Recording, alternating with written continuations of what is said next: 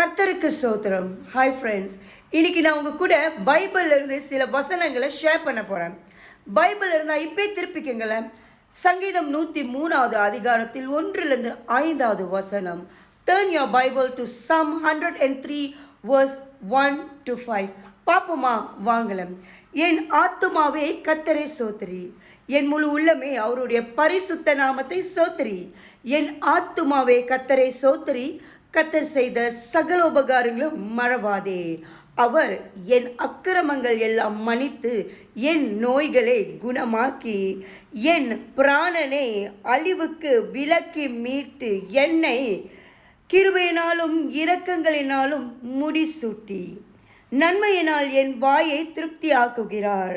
கழுகுக்கு சமானமாய் என் வயது திரும்ப வாழ வைத்து போலாகிறது. இந்த வசனத்தில் எந்த இடத்துல உன்னுன்னு போட்டிருக்கோ அந்த இடத்துல என்னன்னு சேர்த்துக்குங்க, இல்லை எங்களைன்னு சேர்த்துக்குங்க.